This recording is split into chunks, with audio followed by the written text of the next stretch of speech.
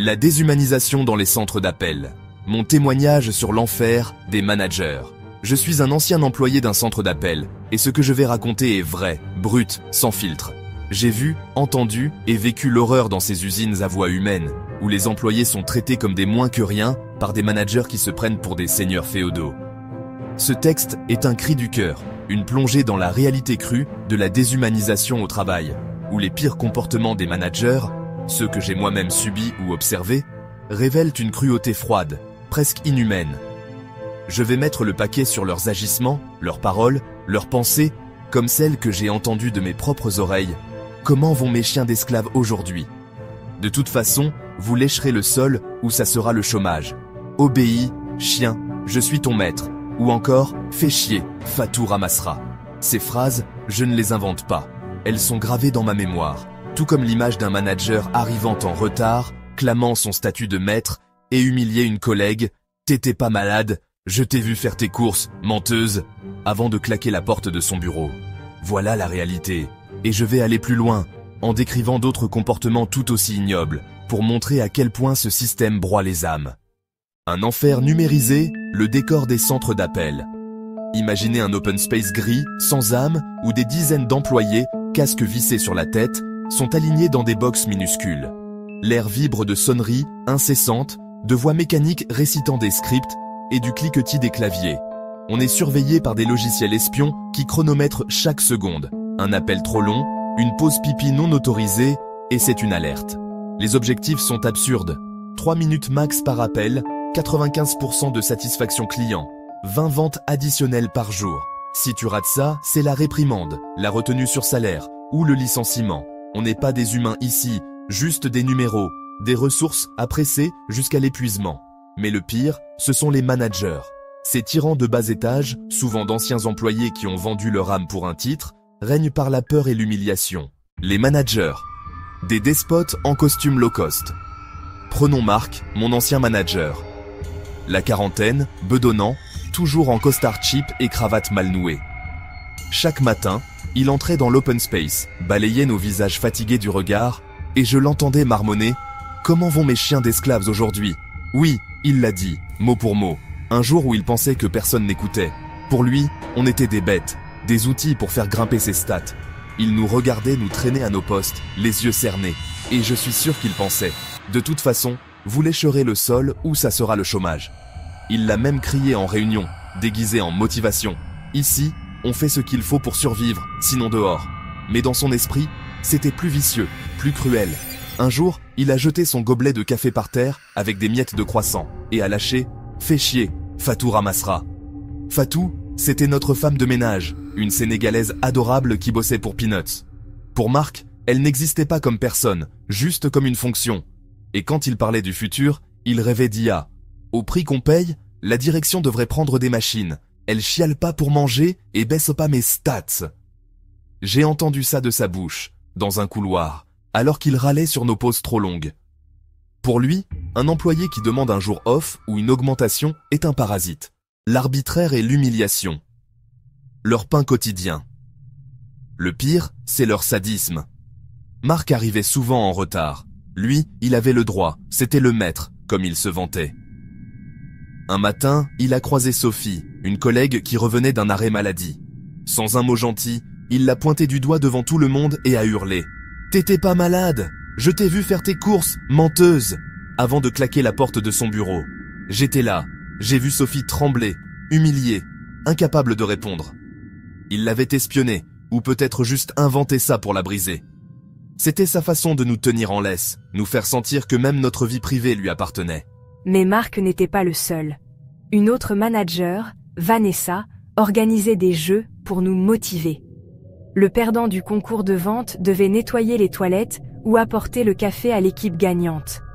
Un jour, elle a murmuré à un collègue, en privé, mais assez fort pour que j'entende « Obéis, chien, je suis ton maître ». Elle riait, mais ses yeux étaient froids. Elle nous menaçait souvent. Vous lécherez le sol bientôt si vous ne vendez pas plus. Et elle le pensait. Pour elle, on n'était rien, juste des pions à manipuler. Exploitation des faibles, le cas des plus vulnérables. Les managers ciblent les plus faibles. J'ai vu Karim, un autre manager, s'en prendre aux employés en les forçant à faire le perroquet toute la journée avec des reformulations absurdes.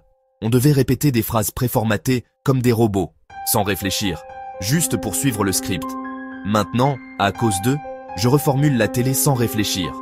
Quand je regarde un film, je me surprends à reformuler les dialogues comme si c'était un appel client. Et ma femme m'engueule, elle me dit que je suis bizarre, mais ce qu'elle ne comprend pas, c'est que j'ai été conditionné, je suis foutu maintenant. C'est gravé en moi, ce conditionnement. Et le pire, c'est quand on emploie le conditionnel dans une phrase. Genre, je pourrais vous aider si... Un manager nous hurle dans le casque qu'on est, je cite, un incapable, pendant qu'on parle avec le client. Imaginez, vous êtes en pleine conversation, et d'un coup, une voix gueule dans votre oreille, vous déconcentrant totalement. Karim riait en nous voyant paniquer. Regardez-les, ces perroquets ratés, prêts à répéter n'importe quoi pour un salaire de merde. Bientôt, ils lécheront le sol pour un script parfait. Les femmes aussi étaient des cibles. Laura, une manager dans un autre centre où j'ai bossé, commentait nos tenues, habille-toi correctement, t'es pas dans un bar. Elle disait aux filles, utilisez votre charme pour vendre, c'est tout ce que vous savez faire. Dans sa tête, c'était clair. Ces chiennes croient qu'elles valent quelque chose, elles sont là pour sourire, pas pour réfléchir. Quand une collègue enceinte a demandé un aménagement d'horaire, Laura a répondu « T'as qu'à avorter si ça t'empêche de bosser. De toute façon, vous lécherez le sol, ou ça sera le congé sans solde. » J'étais là, j'ai entendu, et j'ai vu les larmes dans les yeux de ma collègue. Des comportements encore plus abjects, mais ça va encore plus loin. J'ai vu un manager installer des caméras cachées pour espionner nos pauses, marmonnant « Je veux voir si ces esclaves fument ou chattent au lieu de bosser. » Un autre forçait des entraînements où on simulait des appels entre nous, mais il enregistrait tout pour nous ridiculiser après. Écoutez ce chien bégayer, pathétique. Dans un centre, un manager faisait payer les erreurs clients de notre poche. T'as mal renseigné? Dédommage? Ou chômage? Il pensait, ça les rendra plus attentifs, ces idiots. Bientôt, ils lécheront le sol pour rembourser. Et les clients? Pour les managers, ce sont juste des chiffres. Ils nous poussaient à mentir. Vendez n'importe quoi, débrouillez-vous. Un jour, après une baisse de stats, un manager a hurlé « Si vous vendez pas, je ferme l'équipe. Obéissez, chien, je suis votre maître. » Quand un collègue a craqué, pleurant au bureau, il a été viré pour faiblesse émotionnelle. Le manager a ricané. Pas de place pour les chialeurs ici. Les conséquences, un massacre psychologique. Le résultat, burn-out, anxiété, dépression. J'ai vu des collègues partir en ambulance, d'autres avaler des cachets pour tenir. Le turnover est monstrueux, 50% par an, parfois plus, mais les managers s'en foutent. Pour eux, c'est un chien part, un autre arrive. Ils organisent d'autres des pizzas pour remonter le moral, mais c'est du cinéma. Ils notent bon qui mange trop, qui parle trop, pour mieux nous casser après. Une lueur de résistance. Malgré tout, il y a des résistances. J'ai vu des collègues monter des syndicats en secret, déposer des plaintes anonymes ou claquer la porte en groupe. Mais les managers ripostent. Parlez et vous lécherez le sol ailleurs, sans référence. Ils gagnent presque toujours. Conclusion. La réalité, ma réalité. Ce que je raconte, je l'ai vécu. Ces phrases. Comment vont mes chiens d'esclaves? Vous lécherez le sol ou ça sera le chômage? Obéis, chien, je suis ton maître. Fais chier. Fatou ramassera. T'étais pas malade, je t'ai vu faire tes courses, menteuse. Je les ai entendus. Ces comportements, je les ai vus. Les centres d'appel, c'est un système qui broie l'humanité, et les managers sont ses bourreaux. Ils nous traitent comme des bêtes, des numéros, des esclaves modernes. Et si rien ne change, bientôt, on léchera le sol pour de bon, dans un monde où l'humain n'est qu'un coup à écraser. J'ai écrit ce texte pour ne pas oublier, pour crier la vérité, et pour espérer qu'un jour, ce cauchemar prenne fin. Attendez que j'ouvre mon projet et mon propre centre d'appel au début, avant de prendre un studio web et de dev logiciel humain avec un management horizontal. La suite de l'enfer. Contrôle total et sadisme institutionnalisé. Et ce n'est pas tout. Ces despotes ne s'arrêtent pas à nos paroles ou à nos pauses. Ils vont jusqu'à contrôler nos moindres gestes comme des marionnettistes fous. Dans mon centre, ils avaient mis en place des chemins optimisés pour tout. Comment on clique à l'écran, comment on déplace la souris d'une certaine façon, avec des trajectoires précises pour gagner du temps, un clic mal placé, une alerte automatique, et c'était la réprimande. Clique comme je te dis, esclave, Où tes stats plongent, hurlait Marc en nous surveillant via les logiciels espions. Il nous chronométrait même sur ça, comme si on était des robots défectueux. J'ai vu des collègues développer des crampes aux mains à force de suivre ces chemins absurdes. Mais pour eux, c'était parfait.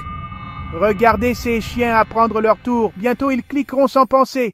Pire encore, il y avait la vigie, ce poste maudit tenu par un ancien employé vendu à la direction, un traître nommé Bruno, qui avait grimpé les échelons en léchant les bottes des supérieurs. Sa mission, attribuer les pauses à son bon vouloir, contrôler la vessie de ces feignasses, comme il nous appelait. Par pur sadisme, il nous interdisait d'aller aux toilettes, même quand on suppliait. Non, pas maintenant, revenez dans 30 minutes, ou ça baisse vos stats. Et quand il nous autorisait gracieusement à vider la vessie que lui seul contrôle, comme il aimait le répéter, il éclatait de rire en nous voyant courir comme des fous vers les toilettes. Ce type se délectait de notre humiliation, hilar devant nos visages crispés. J'ai vu des collègues femmes développer des blocages urinaires chroniques à cause de ça, ou pire, porter des couches discrètes pour ne pas faire baisser leur prod et éviter les hurlements. Imaginez, des adultes obligés de se retenir comme des enfants, sous le regard moqueur d'un sadique qui se prenait pour un dieu de la vessie. Contrôlez-vous, chien, ou léchez le sol avec votre urine. Le résultat de cette folie? Des explosions de rage partout. J'ai vu des collègues jeter leur portable dans le mur en hurlant, fracassant l'écran en 1000 morceaux après une énième réprimande. Les carreaux et carrelages des toilettes étaient défoncés à coups de poing, les portes arrachées ou bosselées par des coups de pied furieux. C'était notre seul moyen de défouler cette pression infernale, loin des caméras. Une fois, une jeune femme, Amandine, est sortie d'un entretien individuel en pleurs, presque en convulsions, répétant en boucle « Je suis une minable, je suis une moins que rien ». Parce que sa durée moyenne de traitement avait augmenté de 12 secondes. 12 putains de secondes. Aux yeux du despote, qui l'avait littéralement lynché pendant une demi-heure. Il l'avait bombardé d'insultes. T'es une incapable, une parasite qui fait chuter mes stats. Obéis mieux, chienne, ou c'est dehors. Elle tremblait, brisée, et on l'a emmenée aux urgences pour une crise de panique. Ces scènes, je les ai vécues, et elles me hantent encore. Vous savez pourquoi ces merdes se comportent comme ça?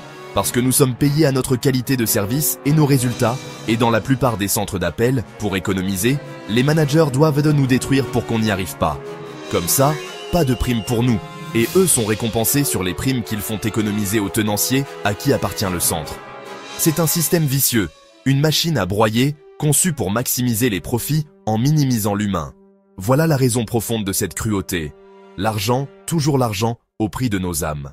C'est pour ça que j'ai décidé de tout plaquer et d'ouvrir mon propre centre d'appel au début, avant même de me lancer dans un studio web et de dev logiciel humain avec un management horizontal. Attendez que j'ouvre mon projet, un centre de contact vraiment humain, où je préfère perdre un client que de perdre l'humain et mes convictions. Là-bas, pas de script robotisé, pas de surveillance intrusive, pas de vigie sadique. Les employés auront des pauses libres, des objectifs réalistes et un respect total.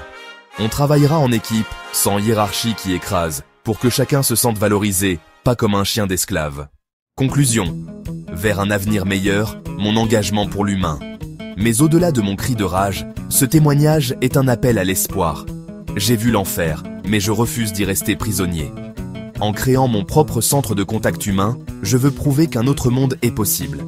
Un lieu où le travail respecte la dignité, où les managers guident au lieu de détruire, et où l'humain prime sur les stats froides.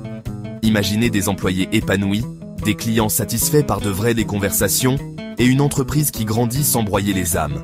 C'est mon projet, ma résistance, et je l'ouvre bientôt pour montrer la voie. À tous ceux qui souffrent dans ces usines à voix, sachez que le changement commence par nous, par des témoignages comme le mien, par des syndicats courageux et par des initiatives comme la mienne. Un jour, ces despotes lécheront le sol de leurs regrets.